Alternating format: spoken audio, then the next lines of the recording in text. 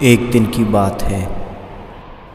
उस दिन सवेरे 8 बजे मैं अपने शहर से दूसरे शहर जाने के लिए निकला। मैं रेलवे स्टेशन पर पहुंचा, पर देरी से पहुंचने के कारण मेरी ट्रेन निकल चुकी थी। मेरे पास दोपहर की ट्रेन के अलावा कोई चारा नहीं था। मैंने सोचा कहीं नाश्ता कर लिया जाए। बहुत ज़ोर से भूख लगी थी। मैं होटल की ओर जा रहा था। अचानक रास्ते में मेरी नज़र फुटपाथ पर बैठे 2 बच्चों पर पड़ी। दोनों लगभग 10 से 12 साल के थे। बच्चों की हालत बहुत ख़राब थी। कमज़ोरी के कारण हड्डियां साफ दिख रही थीं। वे भूखे लग रहे थे। छोटा बच्चा बड़े को खाने के बारे में कह रहा था और बड़ा बच्चा उसे चुप कराने की कोशिश कर रहा था। मैं अचानक रुक गया। दौड़ती भागती जिंदगी में मेरे पैर ठहर से गए। उनके जीवन को देख मेरा मन भर आया। सोचा इन्हें कुछ पैसे दे दिए जाएं। मैं उन्हें 10 रुपये देकर आगे बढ़ गया। तुरंत मेरे मन में एक विचार आया, कितना कंजूस हूँ मैं। 10 रुपये का क्या मिलेगा? चाय तक ढंग से ना मिलेगी। स्वयं पर शर्म आई। फिर वापस लौटा। मैंने बच्चों से कहा, कुछ खाओगे? बच्चे थोड़े असमंजस में पड़ गए। जी हाँ, मैंने कहा, बेटा मैं नाश्ता करने जा रहा हूँ, तुम भी कर लो।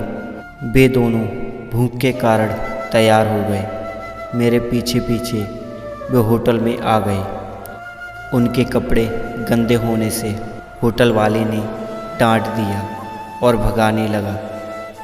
मैंने कहा, भाई साहब उन्हें जो खाना है वो उन्हें दो, पैसे मैं दूंगा। होटल वाले ने आश्चर्य से मेरी ओर देखा। उसकी आंखों में उसके बर्ताव के लिए शर्म साफ दिख रही थी। बच्चों ने नाश्ते में मिठाई व लस्सी मांगी। सेल्फ सर्विस के कारण मैंने नाश्ता बच्चों को लेकर दिया। बच्चे जब खाने लगे तो उनके चेहरे की खुशी कुछ निराली ही थी। मैंने भी एक अजीब आत्मसंतोष महसूस किया।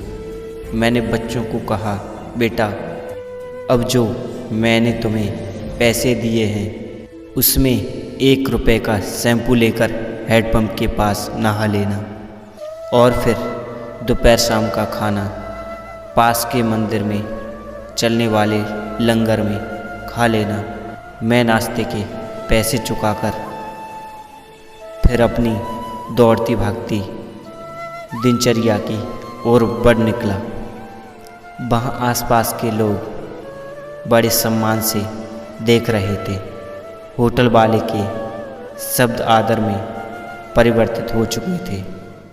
मैं स्टेशन की ओर निकला। थोड़ा मन भारी लग रहा था। मन थोड़ा उनके बारे में सोचकर दुखी भी हो रहा था। रास्ते में मंदिर आया। मैंने मंदिर की ओर देखा और कहा, हे भगवान आप कहाँ हो?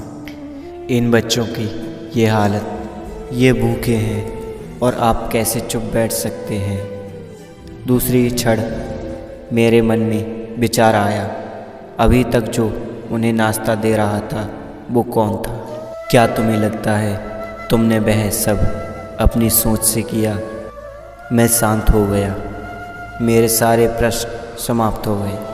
ऐसा लगा जैसे मैंने ईश्वर से बात की हो। मुझे समझ आ चुका था हम निमित्त मात्र हैं। उसके कार्यकलाप को वो ही जानता है, इसलिए वो महान है। भगवान हमें किसी की मदद करने तब ही भेजता है जब वह हमें उस काम के लायक समझता है। यह उसी की प्रेरणा होती है। किसी की मदद को मना करना वैसे ही है जैसे भगवान के काम को मना करना। खुद में ईश्वर को देखना ध्यान है, दूसरे में ईश्वर को देखना प्रेम है और सब में ईश्वर को देखना ज्ञान है। दोस्तों, ऐसी छोटी छोटी प्रेरणादायक कहानियाँ सुनने के लिए, हमसे जुड़े रहने के लिए हमारे चैनल को सब्सक्राइब कर सकते हैं। दोस्तों, जल्द ही मिलते हैं अगली वीडियो में। तब तक के लिए आप अपना ख्याल रखना और अपनों का भी ख्याल रखना।